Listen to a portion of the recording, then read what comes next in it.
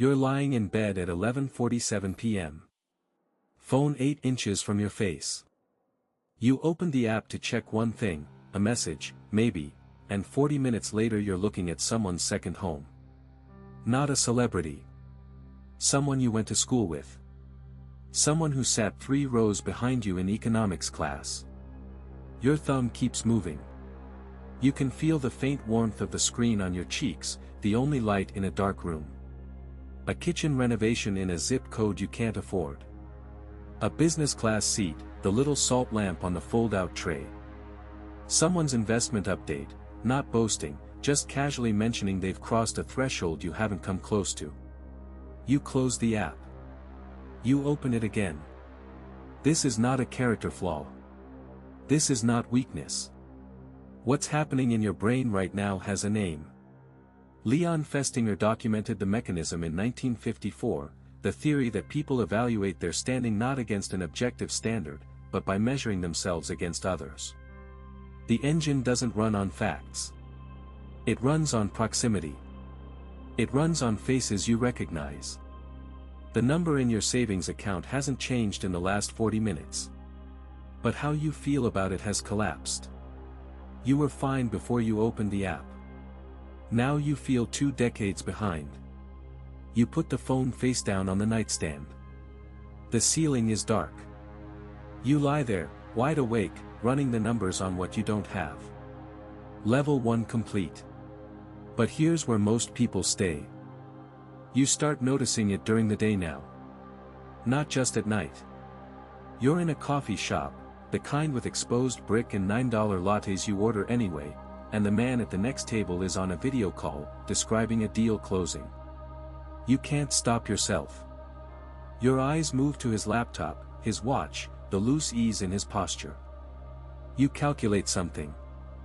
Then you feel a small, embarrassing flush at having done it. On the drive home, there's a new car in your neighbor's driveway. You slow slightly. You notice. Then you feel faintly annoyed that you noticed. This is awareness. Not change. The gap between those two things is enormous. The economist Richard Easterlin documented something counterintuitive in 1974. Once basic material needs are satisfied, increases in absolute income don't reliably produce increases in happiness. The likely reason is comparison itself. The moment your income rises, the people you naturally measure yourself against shift upward too. The reference group auto-updates. The perceived distance stays constant. You start keeping a private ledger, not of what you have, but of the gap between your life and the life of the person who appears to be slightly ahead. You maintain this ledger without deciding to. It updates automatically, silently, every time you encounter new information. You begin searching, late at night, the kind of queries you'd be embarrassed for someone to see over your shoulder. Why do I always feel behind? Why do some people seem completely unbothered by money? What do wealthy people think about differently? You are searching for a mechanism. You just don't have the word for it yet. Level 2 complete.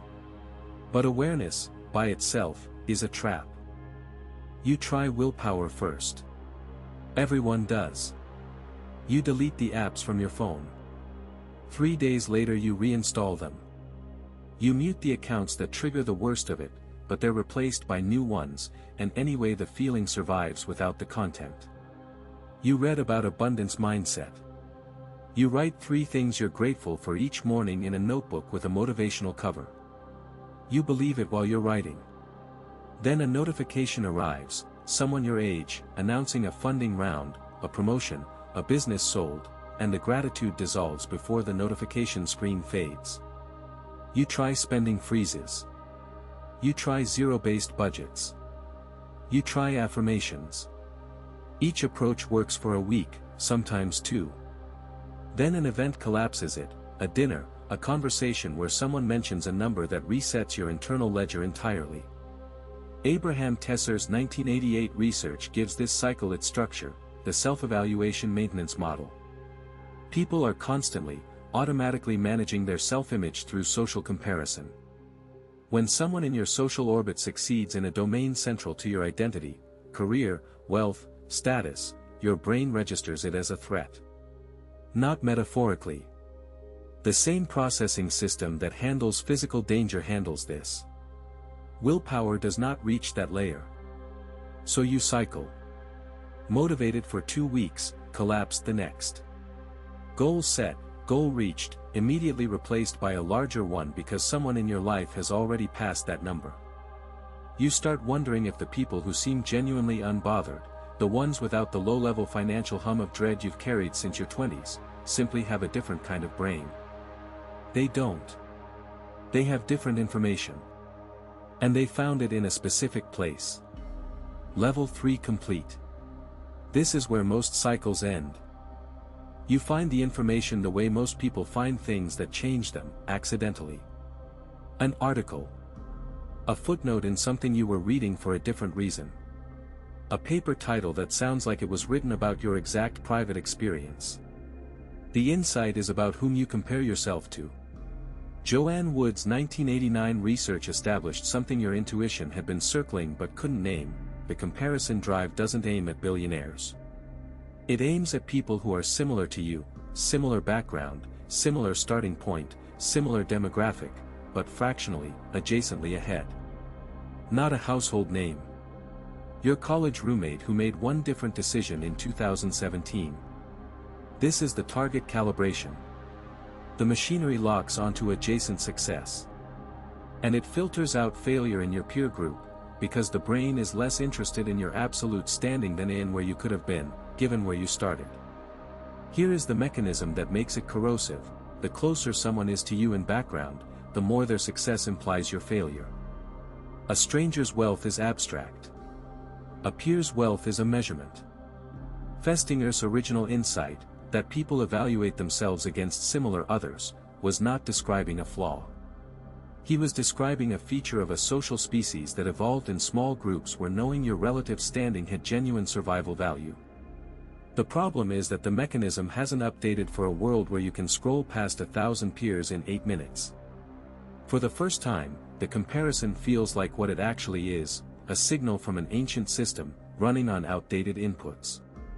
Not a verdict on your life. A readout that requires interpretation. Level 4 complete. Now the work becomes precise. You make one change. Not a mindset shift, an informational one. When you notice the comparison firing, you stop trying to suppress it. You interrogate it instead. What specifically are they ahead on?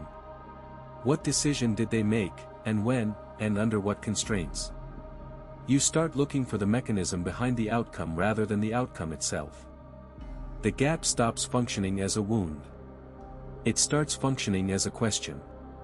Then you find something in the research that stops you completely. Tim Kaiser and Richard Ryan's 1993 work found that people who centralize financial success as a primary personal value, who organize their identity around wealth as a goal, tend to experience lower well-being, even when they achieve their financial targets. The finding isn't that money is harmful. It's that goals defined entirely by external comparison, by a number relative to others, are a moving target with no arrival. You reach the threshold. The threshold relocates. The satisfaction you anticipated doesn't appear. The people who seem genuinely at ease with their financial lives, at every level, appear to have made an earlier decision, not about a number, but about what they were actually building toward. The money becomes instrumental. A means to something specified, not a scoreboard. You sit with this for a few days. Then you make a list, not of what you want to have, but of what you want your life to feel like. The list is different from every savings goal you've ever written. Your financial decisions change that month. Not dramatically, but directionally. You buy fewer things that are substitutes for the life you want, and more things that are the actual life. Your savings rate goes up as a side effect. It doesn't feel like discipline. Level 5 complete. But the old circuitry doesn't go quietly. It's a dinner party. Someone you know, not a close friend, more a professional acquaintance, exactly the kind of proximity that activates the machinery, announces they've sold a company. Casually. The number surfaces organically in conversation, the way those numbers always seem to. You feel it immediately. The old wiring fires. The internal ledger updates. You watch yourself doing it now from a slight distance, the way you observe a habit you've named but haven't fully broken. But this time you also see something you've never caught before, the room. The slight forward lean at the table. The quality shift in the questions, suddenly sharper, warmer, more focused. Two people who were mid-conversation redirect. The social field reorganizes around the announcement in real time, visibly, the way a magnetic field realigns iron filings. Thorstein Veblen described this mechanism in 1899, conspicuous consumption as a signal system. Wealth is not only accumulated, it is displayed, and the display functions as broadcast. The watch, the car, the address, the exit, all of it operating as a transmission that the comparison machinery in nearby minds picks up automatically and involuntarily. You see the mechanism running in everyone in the room, including yourself. And seeing it clearly means it has less grip. After dinner you ask the person how they actually built it. Not what they got, what they decided, and when, and what they gave up. They seem mildly surprised. Most people at these dinners don't ask that. The answer is more ordinary than the number implied. More contingent. More human. The gap closes slightly, not because their success diminished, but because the mystery did. Level 6 complete. And something has permanently shifted. The shift doesn't look dramatic from the outside. Nothing announces itself. But internally, a new default has installed. When you encounter someone who has more, the first thing you generate, before the old ledger can complete its update, is a question about what they chose. What they built toward and what they traded. The comparison still fires. Festinger's mechanism doesn't switch off. But you've inserted a layer between the trigger and the feeling, and that layer contains curiosity instead of judgment. You begin to notice new reference groups, ones you never consciously selected. You find yourself tracking your own trajectory, who you were 18 months ago, what you were earning, how you were deciding, rather than only tracking distance to the person ahead. Research in this area suggests that people can partially influence which comparisons their mind defaults to, and that the choice has meaningful effects on both satisfaction and financial behavior. The Easterlin paradox, which once felt like a cruel joke, more money, same dissatisfaction, goalposts always moving, becomes legible as a design specification. If the goalposts move regardless, you might as well decide consciously where to put them. You make that decision deliberately. You write it down. You revisit it quarterly. Your financial behavior has changed in ways that feel less like discipline and more like alignment. You invest on longer horizons. You spend differently. You defer what was previously urgent and accelerate what was previously vague. The comparison engine is still running. But it is pointing at something useful now, your own trajectory, your own gap between what you've committed to and what you've actually built. That gap is finite. And it is closing on your terms. Level 7 complete. Now see what the top actually looks like. You're in a meeting. Across the table is someone who, by almost any external measure, has built more than you. Larger company, longer track record, more assets, an address that the version of you from 7 years ago would have registered immediately and felt something complicated about. You feel nothing from the comparison. Not suppression. Genuine absence. This is not indifference to money. It is not the performance of not caring. It is something more precise. The comparison to this person carries no relevant information. They optimized for a different set of outcomes, under different constraints, with different timing. The gap between you is not a verdict, because it was never measuring what you thought it was measuring. What Festinger documented in 1954, the drive to evaluate oneself against similar others, is still operating. It never stopped. But the reference group has fundamentally changed. You compare against your own prior commitments. Against the coherence between your stated intentions and your actual decisions. against who you were 2 years ago. Evidence suggests that people who operate with genuine financial equanimity, not the performed version, but the actual version, tend to redirect the comparison drive forward and inward rather than sideways. They use it as a tracking system for their own trajectory. Veblen's signal system, the one that reorganizes every dinner table, becomes something they can see clearly, and that visibility removes its grip. You look across the table and feel something clean, curiosity. Not about where they are. About one decision they made, 3 years ago, that you haven't made yet. You take a note. The comparison drive didn't disappear. You stopped letting it navigate.